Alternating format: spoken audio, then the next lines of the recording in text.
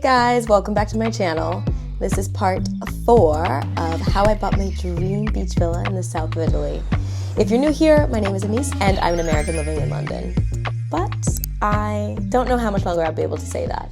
Okay, so in the last episode, I showed you guys a beautiful, beautiful, beautiful villa that we were super interested in after the first villa that we put an offer in had fallen through. The owners actually weren't living full-time in this villa. It's not common for people to be living full-time in their beach houses anyways.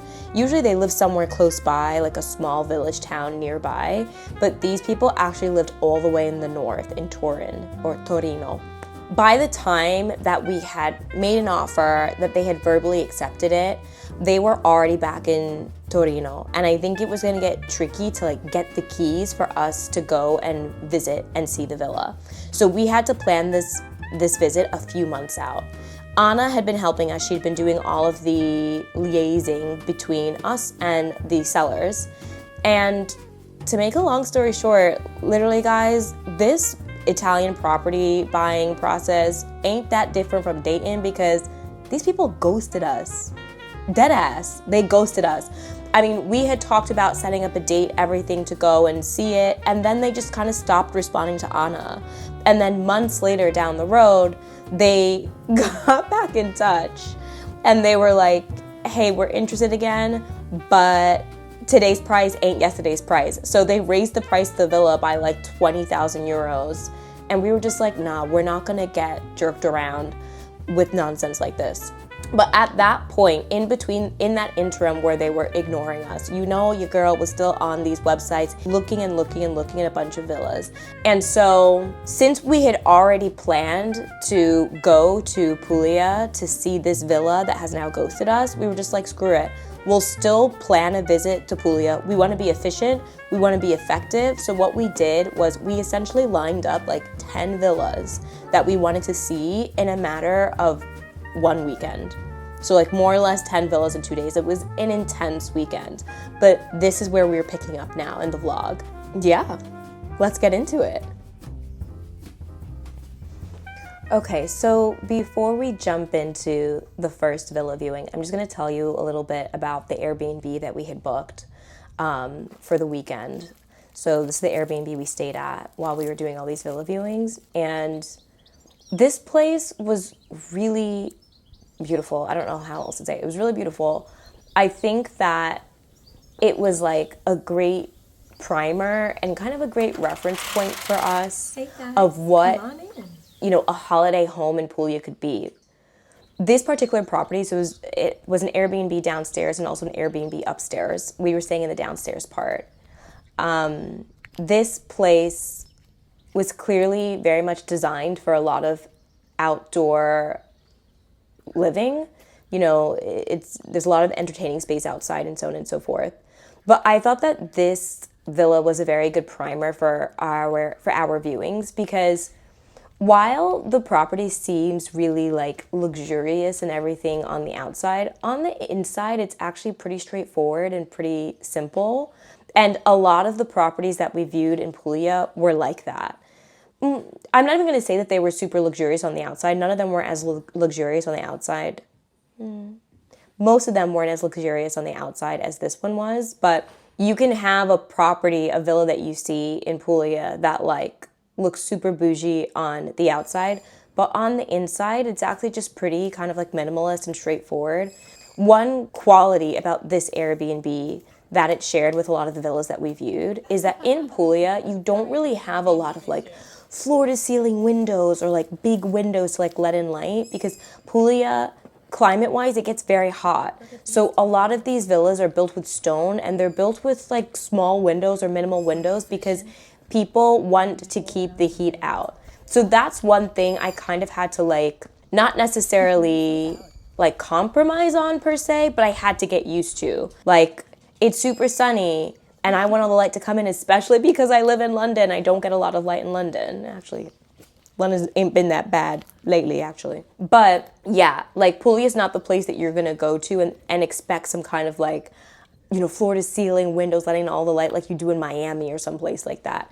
The homes will kind of be more enclosed, darker, with less windows and less light coming in because that's how people stayed cool during the hot seasons. Street looks like this. Okay, so we wasted hardly any time. Arrived at the Airbnb and then made our way over to meet the seller's agent at our first villa. So when we arrived at this villa, Anna gave us a heads up that she was going to have an associate come and join her. I mean, Anna was a rock star through all of this. His name is Antonio, and he works in real estate. He's trained as an engineer. So the villas that we are going to view from here on out, we saw with both Anna and Antonio. And Antonio is super helpful to have on board because he's an engineer who is seeing things in real time and like pointing out issues if there are any in real time. So yeah, it was really nice to have Antonio. I thought the street was super cute. I love the stones on the exterior, and I love how that motif carries on and continues on the exterior of the house. This property was very close to the beach, maybe like a 4-minute walk to the beach. You have like a little veranda in front, and then this walkway which leads you to the main door.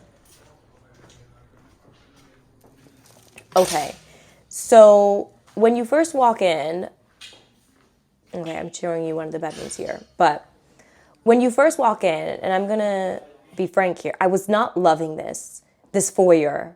Remember the foyer from the very, very, very first viewing? You should go back to episode 2 if you haven't watched it yet. When you walked in, it had that like entryway that led you into the kitchen, which led you into the back, so there was a lot of light flooding in.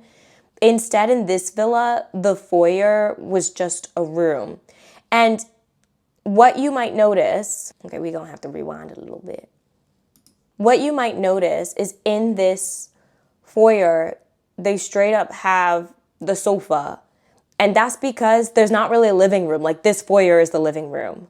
Not a fan. Your living room is a space that doesn't even really have any windows, and like it's shared and it's doubling as, well, it's tripling as a foyer, a living room, and like a storage space. I'm not about it.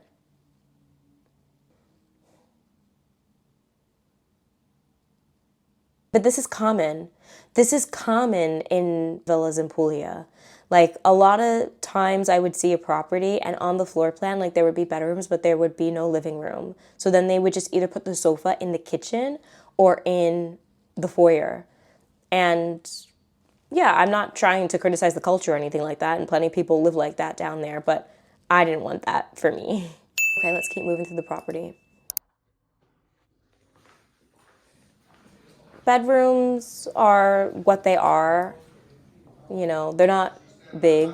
This is not big at all. But I've seen smaller bedrooms in London, y'all. Let me not show you what the size of my bedroom here. Clearly, they were just using this as a storage space. Of course, the interiors are dated and would need to be updated, but again, compared to a lot of other things that I was seeing, like these interiors are not that bad. So the actual cooking utility part of the kitchen was in that little room. Don't really love that. Bathroom isn't bad. It's nothing spectacular, but like it's not amazing. Maybe looks like the bathroom had been recently done or recently renovated. The kitchen is a nice size, but I like kitchens that are a little bit more open where you can dine and cook in the same space. Now we're going out here to the backyard space, and it's actually quite nice. I love this little red and white. You got a little tree there. Oh, it looks like a lemon tree because there's lemons on the ground. Oh my God, so Italian. I love it. Clearly the back outdoor space is not very large. It's small. But you know, it is what it is. There's a shower and there's a sink. That's also very common for these villa properties in Puglia. Now, what was very fascinating is that there was a full lot next door available for sale as well. I cannot remember, I can't recall if that lot was a part of the sale or an additional price. I kind of think it was a part of the sale. I think they were selling the house plus the lot. Now, this really kind of like perked me up a bit because you know me and my visions and my creativity. Because remember when I said I really didn't like this property because the foyer was super dark? Well, now that there's a fully open lot right next to it, maybe that means that that back wall of the foyer could actually be carved into to create a window, to create a doorway that leads to this land plot, you know? And then look how much light is coming on this side of the house. This was probably around like 6 p.m. or so in the evening, so it was like sunset. So maybe this side was a little bit more south facing, you know? Maybe you get this extra land plot next door, you create a veranda, you know, you create an entrance, you create a doorway from that foyer that leads out into a back veranda, and then you have your garden and your yard and everything. Like, the juices were cooking, y'all. They were really cooking. It's relevant to know that what you see here, you see that little red line in the distance along the stone wall? That is where the land plot ends. So this additional land plot that comes with the house, that's where it ends. So it's not the expanse of this entire, you know, really, really, really big yard. That's where it ends. The other thing that I didn't see any stairs inside the house. Was interesting about this house, the house has a roof. There weren't any stairs that led you up to the roof. And like, you know, y'all saw in episode 2 and also in episode 3, those villas had stairs that go up to the roof. That's super common. But in this villa, you would need to build the stairs. So, yeah. What do you guys think about this villa? How do you feel about the vibes? How do you feel about the fact that a land plot comes with it and maybe there's room for some construction to open it up a little bit? What do you think about the room sizes? I'm gonna let you marinate on that. For now, let's go to a post-viewing dinner.